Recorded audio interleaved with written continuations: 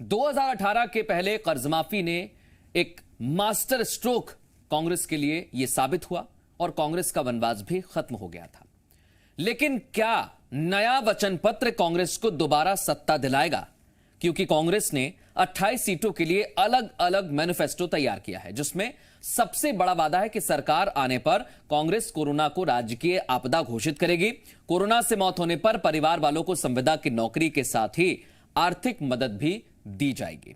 इसके साथ ही कांग्रेस ने भूपेश सरकार की गोधन न्याय योजना को मध्य प्रदेश में लागू करने और फुटकर व्यापारियों को 50,000 का ब्याज मुक्त कर्ज देने का वादा भी किया है। अब देखना यह कि क्या वोटर एक बार फिर कांग्रेस के वचन पत्र पर भरोसा करेगा या नहीं।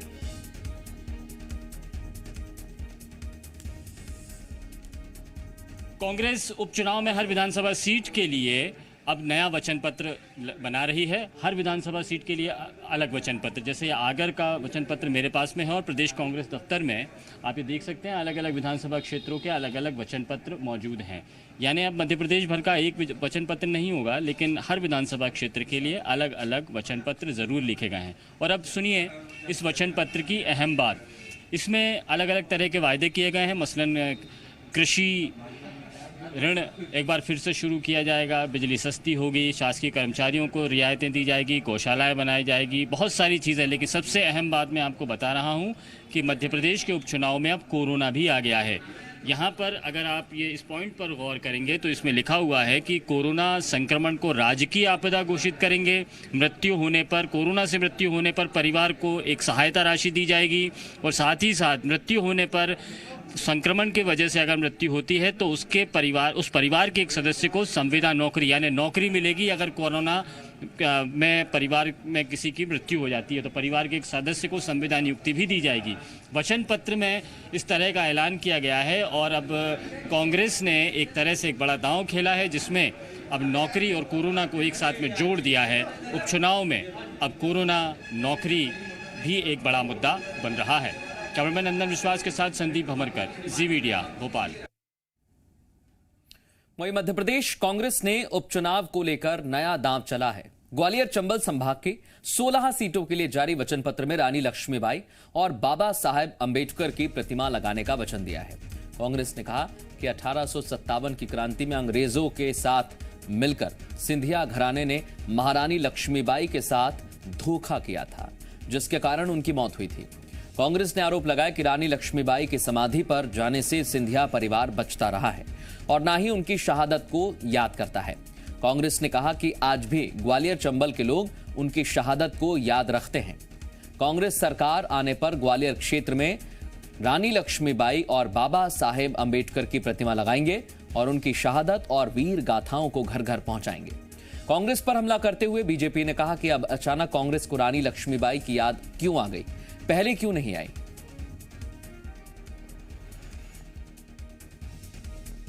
इनको अभी याद आया, अभी उनके योगदान की चर्चा कर रहे हैं।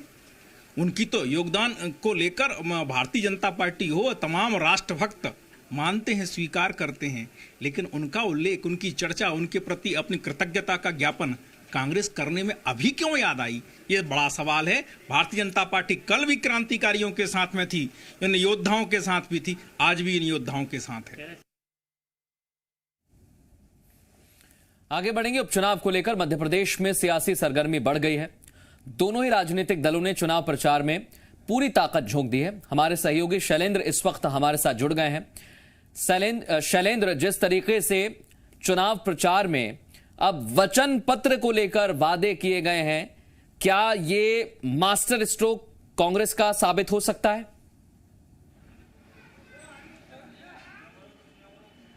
देखिए, वचन पत्र में जो अपने महत्वपूर्ण बात ग्वालियर चंबल संभाग के लिहाज से है, तो जिसमें ये कहा गया है कि झांसी की रानी लक्ष्मीबाई और बाबा साहब अंबेडकर की जो प्रतिमाएं हैं वो लगाई जाएंगी।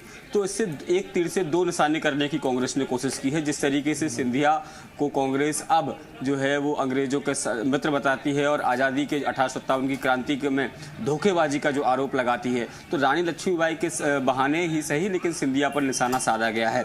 दूसरी तरफ अगर बाबा साहब अम्बेडकर की बात करते हैं तो 16 में से जो 6 सीटें हैं वो अनुसूचित जाति वर्ग से आती हैं, और ऐसे में जब 2018 का चुनाव हुआ था तो इन सभी सीटों पर कांग्रेस ने विजयश्री हासिल की थी। कहीं ना कहीं जो 2 अप्रैल का दंगा हुआ था उससे बीजेपी से वोटर जो अनुसूचित जाति वर्ग का वोटर है वो बीजेपी से छिटक गया था और वो कांग्रेस के पास आ गया था। क्योंकि बसपा कुछ ही सीटों पर अपना बाहुल्य या ये कहें कि जो दमखम दिखा पाती हो, तो यही कारण है कि वो बसपा के साथ नहीं गए थे बल्कि वो कांग्रेस के साथ आए थे। और कांग्रेस भी अब ये जानती है कि उन्हीं वोटों के सहारे जो है वो इस ग्वालियर चंबल संभाग के रण को जीता जा सकता है। तो न केवल कांग्रेस बल्कि दूसरी तरफ बीजेपी की भी बात करें तो बीजेपी का भी मुख्य फोकस वो 6 सीटें हैं जो SC/ST वर्ग के लिए आरक्षित हैं, और इसके अलावा वो मतदाता हैं उनको रिझाने की लगातार कोशिश हो रही है। क्योंकि आज भी ग्वालियर चंबल संभाग के दौरे पर राष्ट्रीय अध्यक्ष लाल सिंह आर्य जो अनुसूचित जाति वर्ग के हैं, उसके अलावा राष्ट्रीय महामंत्री भी हैं जो अलग अलग विधानसभा क्षेत्र में उन्होंने दौरा किया और दलित समाज के जो नेता हैं उनके साथ बैठकें आयोजित की हैं, और उनका दावा है कि 2018 में जो मतदाताओं ने गलती की थी वो नहीं होगी। बाकी दूसरे मैनिफेस्टो की दूसरी बातों की अगर बात करें तो वचन पत्र हम 2018 में भी कांग्रेस ने इसे वचन पत्र का नाम दिया था, और जिस तरीके से जो तमाम सुख सुविधाओं की चीज़ें हैं, चाहे पेयजल की बात हो, सड़कों की बात हो, बिजली की बात हो, जो इंदिरा ज्योति योजना वो तो है ही, लेकिन सबसे अहम तो शैलेंद्र यही है कि रानी लक्ष्मीबाई और डॉक्टर भीमराव अंबेडकर की प्रतिमा लगाई जाएगी। लेकिन बीजेपी ये सवाल पूछ रही है कि आज ही क्यों याद आई है? 1857 के बाद अब 2020 में ही प्रतिमा लगाने की याद क्यों आई? ऐसा तो नहीं है कि पहले कांग्रेस की सरकारें नहीं रही? देखिए, बिल्कुल बीजेपी का सवाल उठाना लाजमी भी है, क्योंकि अगर इस साल के पहले की अगर बात करें तो बीजेपी के जो पूर्व मंत्री हैं जयभान सिंह पवैया, वो ग्वालियर में मेला लगाते थे, बलिदान मेला, और उस मेले के माध्यम से वो बताते थे, नाट्य मंचन होता था जिसमें ये बताया जाता था कि किस तरीके से जो है झांसी की रानी के साथ गद्दारी हुई, और उन्होंने जब अंग्रेजों की सेना से जब वो लड़ रही थी वो ग्वालियर पहुंची थी और कहीं ना कहीं उन्होंने ग्वालियर के तत्कालीन महाराजा से मदद मांगी थी, लेकिन उन्होंने मदद देने के बहाने यहाँ से आगरा के लिए रवाना हो गए थे, और उसमें साफ कहा जाता है कि वो अंग्रेजों के जो साथ पास चले गए थे, और ऐसे में रानी कहीं ना कहीं अकेली पड़ गई थी और उनकी शहादत हुई थी। तो बीजेपी तो शुरू से ही उस चीज को बात करती आ रही, लेकिन कांग्रेस चूंकि सिंधिया उनके परिवार का हिस्सा थे, सिंधिया उनके मुखिया के तौर पर थे, और यही कारण है कि कभी भी कांग्रेसी जो है वो खुलकर झांसी की रानी लक्ष्मीबाई की समाधि पर पुष्पांजलि तक अर्पित करने नहीं जाते थे। लेकिन अब चूंकि सिंधिया जो है वो पार्टी बदल चुके हैं, वो बीजेपी के साथ हैं, तो ऐसे में जो है अब वो कांग्रेस जो है उस मुद्दे को भुनाना चाहती है। ये बात सही है कि पहले कभी उन्होंने या इस तरह की बात नहीं कही है, लेकिन अब चूंकि मौका ऐसा है कि रानी लक्ष्मीबाई के बहाने जो है सिंधिया पर निशाना साधा जा रहा है। लेकिन उसके उलट भले ही रजनीश अग्रवाल जी ये कह रहे हों कि बीजेपी जो है वो क्रांतिकारियों का सम्मान कल भी करती थी, आज भी करती है, लेकिन उसके बाद जब से सिंधिया बीजेपी में शामिल हुए उसके बाद बीजेपी का कोई भी नेता खुल के ये कहने को तैयार नहीं है जो पहले कहा जाता था। तो ये अपनी सबकी राजनीतिक मजबूरियां होती हैं, और इसे ही राजनीति कहते हैं कि जब शैलेंद्र आप बने रहिए। इस बीच एक खबर हमें मिल रही है, भोपाल से खबर मिल रही है, पूर्व मंत्री दीपक जोशी मुख्यमंत्री हाउस पहुंचे हैं, यानी सीएम हाउस पहुंच गए हैं, मुख्यमंत्री आवास पर पहुंचे हैं। अपने समर्थकों के साथ वो सीएम से मुलाकात करने पहुंचे हैं, हाथ पीपलिया से टिकट की दावेदारी कर रहे हैं। और इससे पहले भी आपको याद होगा कि दीपक जोशी चाहे वो आला कमान हो या फिर प्रदेश स्तर का संगठन हो, हर जगह अपनी बात पहुंचाते रहे हैं। हाथ पीपलिया से विधायक रह चुके हैं और पहले सरकार में मंत्री भी थे। इस बार भी वो अपना दावा ठोक रहे हैं हाथ पीपलिया से। और इस समय की जो सबसे बड़ी और अहम खबर है वो यही है कि पूर्व मंत्री दीपक जोशी सीएम हाउस पहुंच गए हैं और अपने समर्थकों के साथ पहुंचे हैं। तो इसे यह कहा जा सकता है कि दावेदारी वो अपनी हाथ पीपलिया से बता रहे हैं, लेकिन अपनी शक्ति भी दिखाने की कोशिश है कि वहां की जनता उनके साथ है, उनके समर्थक उनके साथ हैं, इसलिए उन्हें वहां से टिकट मिलना चाहिए। अभी बीजेपी की तरफ से प्रत्याशी घोषित नहीं किए गए हैं, उम्मीदवार घोषित नहीं हुए हैं।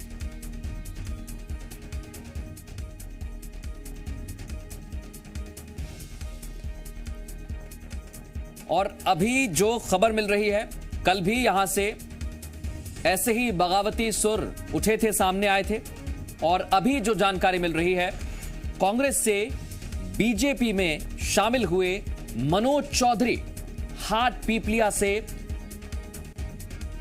हो सकते हैं उम्मीदवार। ये खबर हमारे पास पहुंची और सबसे बड़ी और अहम खबर यही है कि मनोज चौधरी संभावित उम्मीदवार हो सकते हैं। ये अंदर खाने से जैसे ही खबर आई है, उसके बाद दीपक जोशी अपने समर्थकों के साथ पहुंच गए हैं। तो इससे यह समझा जा सकता है कि कहीं ना कहीं उन्हें भी एक ऐसी आहट नजर आ रही है कि मनोज चौधरी को टिकट दिया जा सकता है, और इसी टिकट को लेकर हाट पीपलिया से अपनी दावेदारी ठोक रहे हैं दीपक जोशी।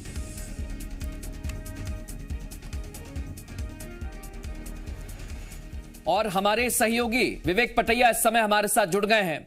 विवेक, अंदर खाने जो खबर आई कि मनोज चौधरी को टिकट दिया जा सकता है, उसके बाद यह हलचल तेज हो गई है और दीपक जोशी पहुंच गए। क्या अपडेट आपके पास? मृदुल, मुख्यमंत्री निवास में दीपक जोशी अपने समर्थकों के साथ इस वक्त मौजूद है और सीएम हाउस का ये जो द्वार है, यहाँ से जो है अंदर कुछ ही देर पहले अपने समर्थकों के साथ दीपक जोशी पहुँचे हैं।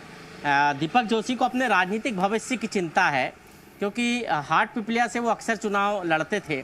हालांकि 2018 के चुनाव में वो पराजित हुए, और पराजित जिससे हुए मनोज चौधरी से, वो मनोज चौधरी अब बीजेपी में है और मनोज चौधरी जो है अब बीजेपी के प्रत्याशी भी होने वाले हैं।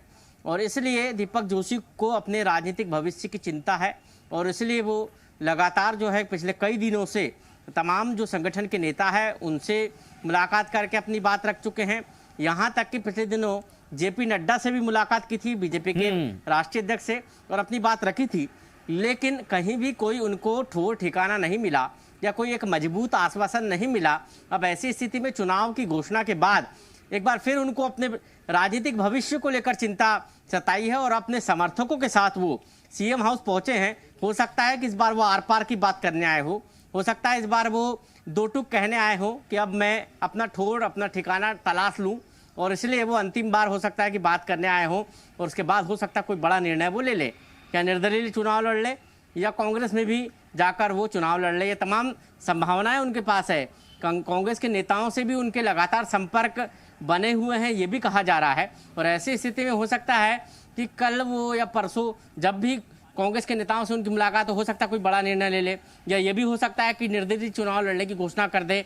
क्योंकि पिछले 3 महीने से 4 महीने से जब से ये घटनाक्रम चला है सरकार गिरने के बाद से और बीजेपी की सरकार बनने के बाद से लेकर अभी तक लगातार दीपक जोशी संगठन के नेताओं से बातचीत करते रहे, बताते रहे। एक छोटा सवाल है मेरा, नाराजगी जाहिर करते रहे। विवेक, ये नाराजगी तो है ही, लेकिन अभी तक जो पिक्चर क्लियर दिख रही है वो यही है कि मनोज चौधरी जब बीजेपी में आए होंगे तो ऐसा तो है नहीं कि सिर्फ बीजेपी पार्टी विचारधारा उन्हें अच्छी लगी इसलिए शामिल हो गए। वो तो सब कुछ ठीक है, लेकिन उनसे कुछ वादा किया हो गया। वादा किया था ये कि उनको टिकट मिल सकता है, इसलिए संभावना भी है कि मनोज चौधरी उम्मीदवार होंगे। जो आप बता रहे हैं कि दीपक जोशी की बातचीत चल रही है कांग्रेस नेताओं से, क्या आपके पास कोई ऐसी खबर है, सूत्र बता रहे हैं किस नेता से बातचीत चल रही है और कहां तक ये बातचीत पहुंच चुकी है?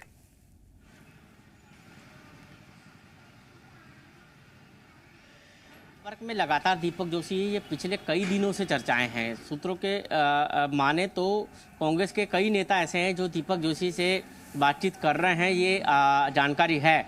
और ये अभी से नहीं है, पिछले 3 से 4 महीने से ये बातचीत चल रही है। और हाट पिपलिया से हो सकता है कि दीपक जोशी कह रहे हो कि कांग्रेस से मुझे उम्मीदवार बनाया जाए और वो चुनाव लड़े, लेकिन बातचीत हो सकता है कि उस स्तर पर नहीं पहुंची हो। लेकिन बड़ा सवाल यही है कि दीपक जोशी को आखिर प्रदेश संगठन बनाने में कामयाब क्यों नहीं हो रहा है। आखिर दीपक जोशी के मन में क्या है।